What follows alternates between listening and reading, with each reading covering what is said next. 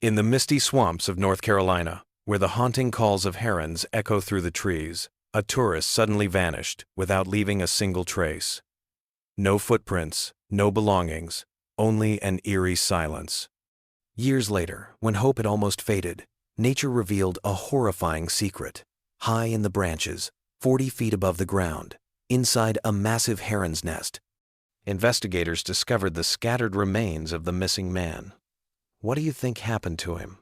Stay with me until the end, because this story will not let you look away. The man whose fate would become one of North Carolina's strangest mysteries was not a local. He was a visitor, a traveler drawn to the wilderness for the same reasons many of us are: to feel the raw beauty of nature, to step away from the noise of everyday life, and to lose himself in the quiet of the wild. His name, once printed on missing person flyers and whispered in worried phone calls, slowly faded from the news. Yet before his disappearance, he was known by friends as a gentle, curious soul. He loved to hike, carried a small journal wherever he went, and had a habit of photographing the details others overlooked: the shape of a fallen branch, the ripples across a pond, the flight of a bird cutting through the morning fog. He had arrived in North Carolina on what was supposed to be a short trip. He told his family he wanted to explore the wetlands and the dense forests near the rivers where great blue herons nested. To him, it was a chance to witness a landscape untouched by time, a place where water, sky, and forest seemed to blend into one. It was early autumn, the season when the air was cool and the trees began to whisper with color. Locals would later recall seeing a man with a backpack and walking stick, moving quietly along a narrow trail that led deeper into the marsh. This was not an unusual choice of destination. Hikers, birdwatchers, and tourists often wandered these paths, but the area carried a reputation. The ground was soft, uneven, and treacherous. The marshes could swallow footprints in minutes. The canopy of trees blocked sunlight, leaving the forest dim even in midday. And the calls of the herons, echoing from above, gave the place an otherworldly feel, as if time itself slowed there. For him, perhaps, it was an adventure, just another walk into the beauty of the wild. For his family, it was supposed to be just another weekend away. But as he stepped into the fog, deeper into the wilderness, no one could have imagined that this ordinary trip would end in one of the most disturbing discoveries the region had ever seen. When he did not return that evening, his absence was at first explained away as the habit of a man who loved the outdoors. Perhaps he had lingered to watch the sunset, or maybe he had lost track of time along the trails. But when night fell and his phone went unanswered, worry set in. By the next morning, his family contacted local authorities, and a search was quickly organized. Volunteers from nearby towns, deputies from the sheriff's office, and park rangers familiar with the marshland joined forces. They combed through the trails he was thought to have taken, calling his name into the fog, listening for any reply that never came. Dogs were brought in, their noses pressed to the ground, but the wet earth and heavy moisture in the air erased almost every trace. The wetlands seemed to swallow evidence whole, as if nature itself were determined to keep its secrets. Helicopters scanned the area from above, circling over the canopy of trees where herons nested. Their spotlights cut through the mist, illuminating winding creeks and stretches of reeds. Yet even from the air, no sign of the man appeared. No clothing, no movement, not even the faint outline of a campfire. It was as though he had walked into the forest and dissolved into the silence. The family waited at the command post set up near the trailhead, clinging to hope with each new update. Strangers brought them coffee, offered prayers, and promised they would not give up until answers were found. Days passed. The search extended farther and farther, reaching into deeper sections of the marsh where few dared to tread. Some rescuers waded waist-deep in murky water, while others hacked through dense undergrowth, but all they found were animal tracks, bird feathers, and silence. Local newspapers began to cover the story, their headlines describing a tourist lost in the wilderness. Some speculated he may have fallen into a river and been carried away by the current. Others wondered if he had chosen to vanish, starting a new life somewhere else. But those who knew him best rejected the idea. He was not running from his life. He was a man who cherished it, who left behind no reason to disappear. As weeks turned into months, the official search was scaled back. Posters with his face were pinned to bulletin boards and gas stations, each one slowly curling at the edges under the damp Carolina air. His family returned home, carrying with them a hollow absence that no explanation could fill. Though the case was never officially closed, it slipped quietly into the long list of unsolved disappearances. Another life gone without reason, another mystery swallowed by the wilderness. And yet, high above where the searchers walked, beyond their ropes and flashlights, something was waiting. Hidden in a place no one thought to look, nature was holding tight to the answer. It would not reveal it for years. Years slipped quietly past, and the man's name became little more than a footnote in the local archives. His family still mourned, still hoped for answers, but the world had moved on. The marsh returned to silence, reclaiming what it had swallowed, and the memory of a vanished traveler lingered only in fading posters and quiet conversations. For a long time, it seemed his story would remain unsolved forever. But nature has a way of revealing its secrets at the most unexpected moments. Nearly a decade after the disappearance, a group of wildlife researchers entered the same wetlands, not to search for people, but to study the nesting behavior of herons. These great birds, with wingspans stretching over 6 feet, build their colonies high in the treetops, weaving together massive structures of sticks and branches.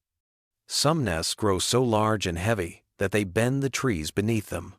To reach them, researchers used climbing gear and special equipment, scaling the tall cypress and pine trees to peer into the elevated worlds the birds created. One morning, as sunlight broke through the mist and filtered across the swamp, a biologist ascended a towering tree about 40 feet high. The nest was enormous, a tangled fortress of branches. But what caught his eye was not the size of the nest, it was the glint of something pale among the sticks. At first, he thought it was a large bone from an animal, perhaps a deer scavenged from the forest floor. But as he drew closer, his breath caught. The shape was unmistakable. It was human. The team called local authorities immediately. When investigators climbed up to confirm, they found more than just a single bone. Scattered within the nest, woven among branches and feathers, were fragments of a human skeleton. The sight was both surreal and horrifying.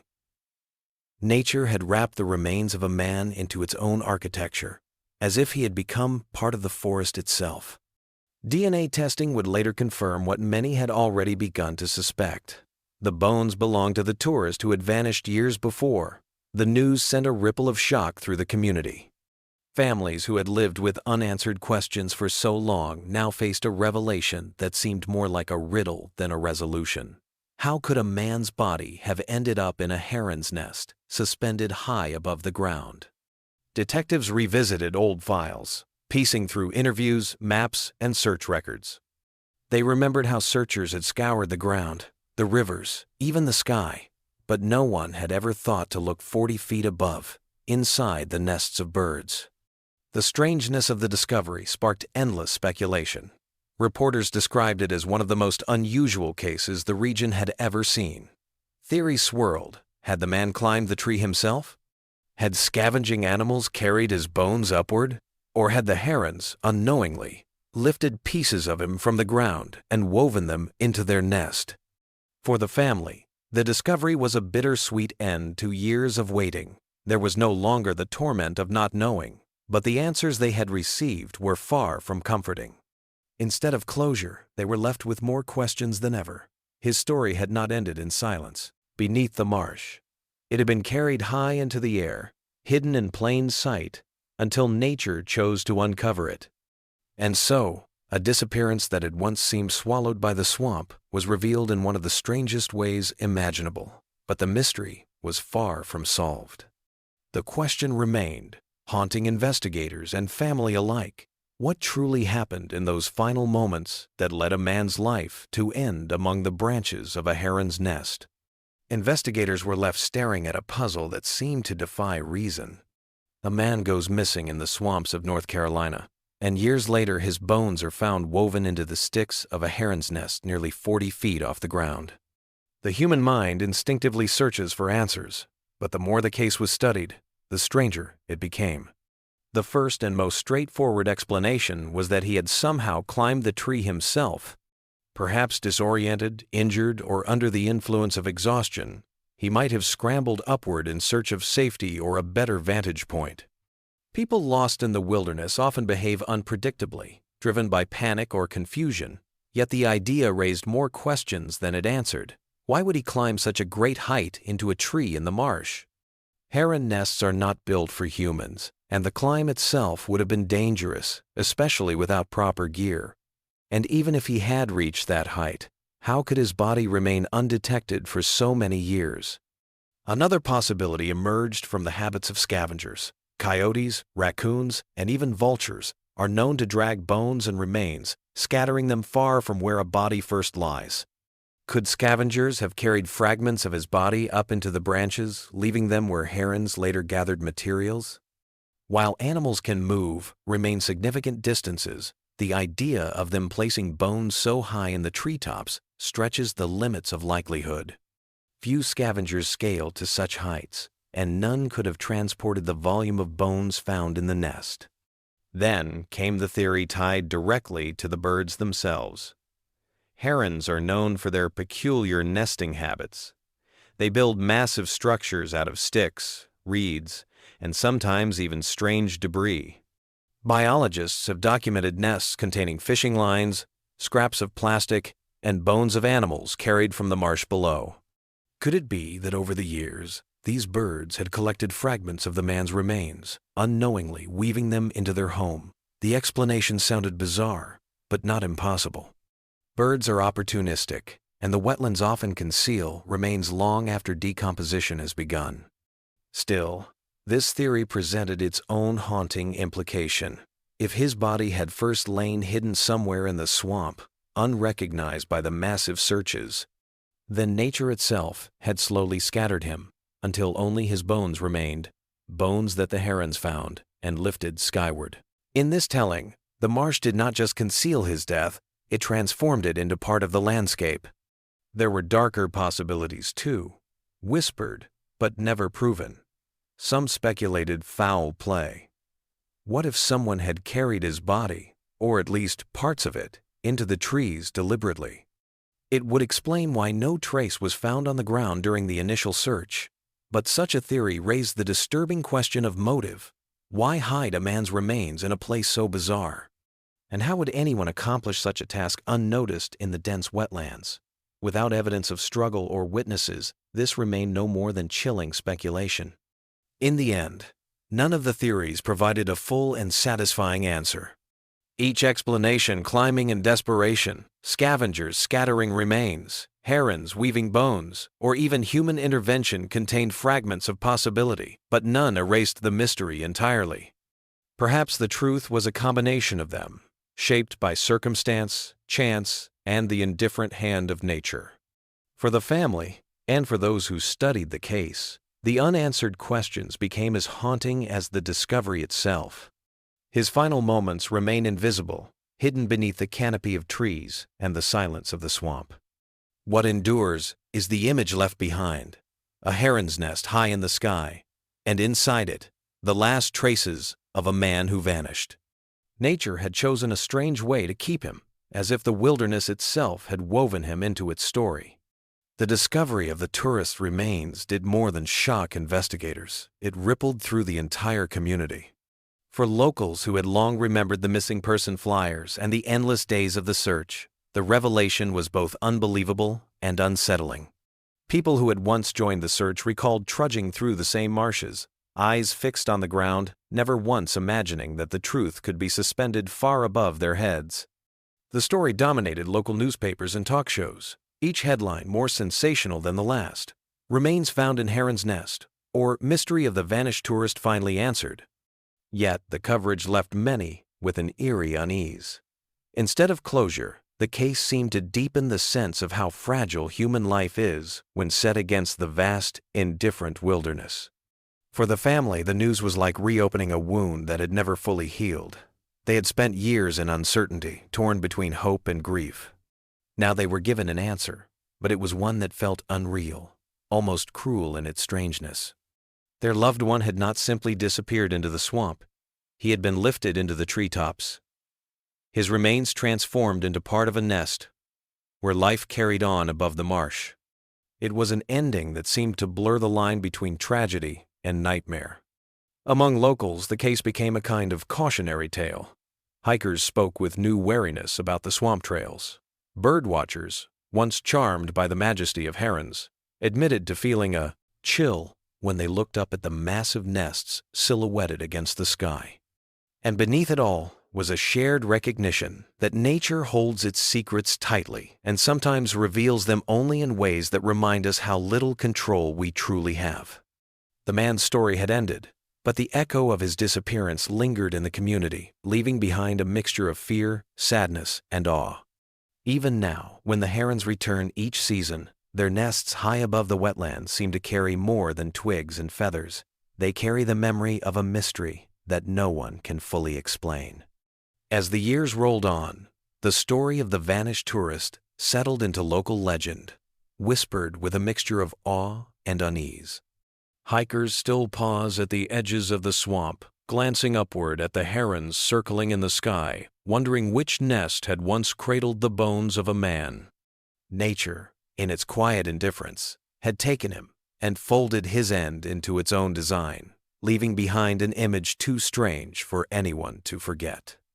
What lingers most is not just the tragedy, but the haunting questions left unanswered. Did he climb that tree in desperation, clinging to the branches as the swamp swallowed the ground below? Did scavengers scatter him, leaving his fragments to be gathered by birds that knew nothing of what they carried? Or was there something darker at play? Something that human eyes have yet to uncover? The silence of the wetlands gives no answers. The trees, the fog, and the calls of the herons keep their secrets as if they were sworn to guard them. For the family, the story never became easier to tell.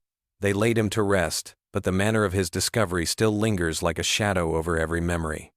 Friends recall him as a gentle traveler, a lover of quiet places, a man who sought peace in nature, yet nature gave him back only in fragments, high in the air, as if to remind us that the wild does not bend to human meaning. And so his case remains suspended between explanation and mystery, as fragile and as unreachable as the nests perched above the swamp. It is a reminder that the wilderness, beautiful and serene as it may seem, holds layers of silence that no searchlight or investigation can fully penetrate. Even now, when mist drifts low across the Carolina wetlands and the herons rise on heavy wings, some say you can feel the weight of his story in the air. His disappearance, his discovery, and the unsettling way his life ended continue to echo an unfinished chapter written in the language of nature itself. And perhaps that is the most haunting truth of all, that some mysteries are never solved, only carried forward in whispers, waiting for the next time the swamp decides to reveal what it has hidden.